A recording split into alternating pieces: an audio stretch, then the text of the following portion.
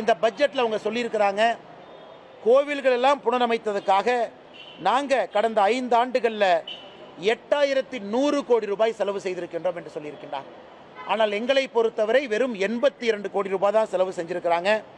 ஒருவேளை அவங்க 8100 கோடி ரூபாய் செலவு செஞ்சுருக்கிறாங்கன்னா இவங்க ஒரு வெள்ளை அறிக்கையாக தமிழகத்தில் இந்த திராவிட முன்னேற்ற கழகம் தலைமையிலான இந்த ஆட்சி, திராவிட மாடல் ஆட்சி எப்படி 8100 கோடி ரூபாய் கோவிலுக்கு செலவு செய்திருக்கின்றோம் என்பதை ஒரு வெள்ளை அறிக்கையாக விடுகட்டும்.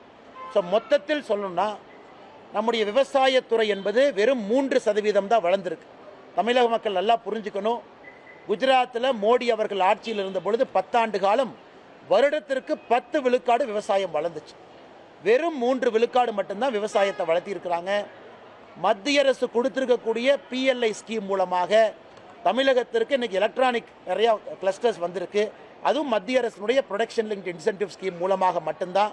அதை TRB ராஜா அவங்களே ஒத்துக்கிறாங்க. இன்னொரு பக்கம் ECMS scheme, electronic component manufacturing scheme, அதுவும் மத்திய அரசுடைய திட்டம். அது மூலமாக தான் எலக்ட்ரானிக் காம்பனன்ட் கம்பெனி தமிழ்நாட்டுக்குள்ளே வருது. ஸோ மாநில அரசு சொந்தமாக ஒரு திட்டத்தை தொடங்கி அதன் மூலமாக வேலை வாய்ப்பு அவங்களால கொண்டு வர முடியல. ரெவென்யூ டிஃபிசிட் ஆயிருக்கு. போன ஆண்டுக்கும் இந்த ஆண்டுக்கும் சொன்னதை விட நான் ஏற்கனவே சொல்லியிருந்த 21,000 கோடி ரூபாய் குறைஞ்சிருக்கு. VB ராம்ஜி பட்ஜெட் குறைஞ்சிருக்கு. உயர்கல்வித்துறை வெறும் 11 கோடி ரூபாய் ஏற்றிருக்கிறாங்க. ஆனால் அண்ணா பல்கலைக்கழகத்துக்கு மட்டுமே 1380 கோடி ரூபாய் தேவைப்படுகிறது. கடன் இந்த ஆண்டு 1,33,000 கோடி கடன் வாங்க போகிறாங்க.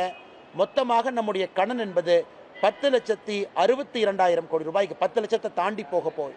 ஸோ மொத்தத்தில் பார்த்தோம்னா இது ஒரு சுய புராணம். அந்த நிதியமைச்சரை நான் விமானம் வருவதற்கு முன்பு பார்த்தேன்.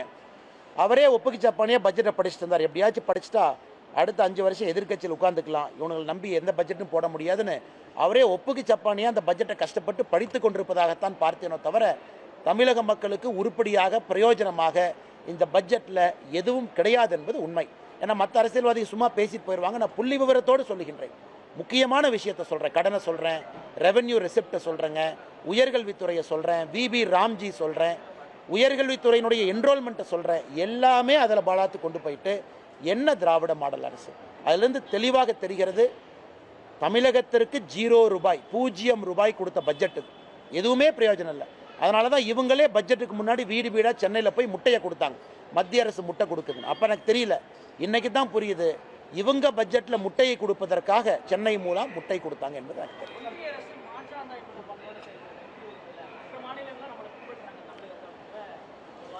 ஆனால் அவங்க எந்த அளவுக்கு போயிட்டாங்கன்னா, இந்த வருஷம் ஒன்றிய அரசு அப்படின்னு இவங்க சொல்லக்கூடிய நம்முடைய மத்திய அரசு அவங்க பட்ஜெட்டில் நாம் லேடிஸ் ஹாஸ்டல் ஸ்டெம் இன்ஸ்டிடியூஷனில் மாவட்டத்துக்கு ஒன்றுனா உடனே முதலமைச்சர் ஒரு புருடா விட்டார். தமிழ்நாட்டை பார்த்து காப்பிடிச்சிட்டாங்க பாருங்கள், நாம தான் தோழி விடுதி பண்ணோம். ஆனால் எத்தனை பேர்த்துக்கு தெரியும் மத்திய அரசினுடைய சஹி நிவாஸ் அப்படிங்கிறது தான் தமிழகத்தில் தோழி விடுதின்னு ஒரு ஸ்டிக்கர் ஒட்டி மத்திய அரசு கொடுக்கக்கூடிய பணத்தை அந்த தோழி விடுதிக்கு பயன்படுத்துகிறாங்க. இந்த பட்ஜெட்லேயும் தோழி விடுதியை பற்றி பேசியிருக்காங்க. ஆனால் தப்பு இல்லை, கொண்டு வாங்க. ஆனால் மத்திய அரசு அக்னாலேஜ் பண்ணுங்க. இது மத்திய அரசு திட்டம்னு சொல்லுங்கள். நீங்கள் சொல்கிறீங்க கலைஞர் கனவு திட்டம், கனவு இல்லம் திட்டம்ங்கிறீங்க. அது மத்திய அரசினுடைய திட்டம் இல்லையா? மத்திய அரசு அதுக்கு பணம் கொடுக்கலையா? ஆனால் வெறும் பொய்யை பேசி பேசி நீங்கள் சொல்லாட்டி கூட பரவாயில்ல.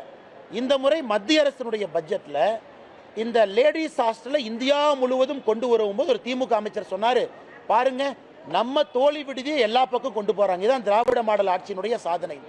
மத்திய அரசினுடைய சஹி நிவாஸ் திட்டத்தை எடுத்து தோழி விடுதியின் பேரை மாற்றி அதை மறுபடியும் மத்திய அரசின் மீது பழிய போடுறாங்க. அதனால் மொத்தமாக சொல்ல வேண்டும் என்றால் மத்திய அரசு நிறைய கொடுக்குறாங்க. நீங்கள் போய் கையெழுத்து போட்டு PM ஸ்ரீ ஸ்கூல் வருவதற்காக கையெழுத்து போட்டு கேரளா கையெழுத்து போட்டு வாங்கியிருக்கின்றார்கள். ஒரு மாநிலமும் போடும் பொழுது சொன்னதை மாற்றி பேசி திரும்ப வந்து இன்னைக்கும் தர்மேந்திர பிரதான் அவர்கள் சொல்வது என்ன? MOUவை சைன் பண்ணுங்க, பணத்தை வாங்கிக்கங்க. மத்திய அரசை பொறுத்தவரை எங்கேயும் மாற்றாந்தாய் மனப்பான்மையோடு அணுகவில்லை. மாநில அரசு தான் வேண்டுமென்றே மத்திய அரசின் மீது ஓர வஞ்சனையோடு தமிழகத்திற்கு எதுவும் வரக்கூடாது. இன்றைக்கி நான் சொல்கிறேங்க, இதே பட்ஜெட்டில் தங்கம் தென்னரசு அவங்க சொல்கிறாங்க மதுரைக்கு கோயம்புத்தூருக்கு மெட்ரோ ரயில் இல்லை அப்படின்னு. மத்திய அரசுனால மெட்ரோ ரயில் இல்லை அப்படின்னு. நான் கேட்குறேன், மத்திய அரசு டீட்டெயில்டு ப்ராஜெக்ட் ரிப்போர்ட்டை மாற்றி கொடுங்கன்னு கேட்ட பிறகு 5 மாதம் ஆச்சு, 4.5 மாதம் ஆச்சு. நீங்கள் டீட்டெயில்டு ப்ராஜெக்ட் ரிப்போர்ட்டை சப்மிட் பண்ணிங்களா? சப்மிட் பண்ணது என்ன தேதி அப்படிங்கிறது தமிழக மக்களுக்கு சொல்லுங்க. அதை சொல்லாம சட்டப்பேரவையில் கோயம்புத்தூருக்கும் மதுரைக்கும் மெட்ரோ ரயில் வராத காரணம் மத்திய அரசுன்னு இன்னைக்கும் இந்த பட்ஜெட்ல அண்ணன் தங்கம் தென்னரசு அவர்கள் ஒரு பைய சொல்றாங்க. இதை எப்படி ஏத்துக்க முடியுங்கண்ணா? பிளே ஸ்டோர் மற்றும் ஆப் ஸ்டோரில் இருந்து பாலிமர் செயலியை QR கோடு மூலம் பதிவிறக்கம் செய்யுங்கள். செய்திகளை உடனுக்குடன் பெறுங்கள்.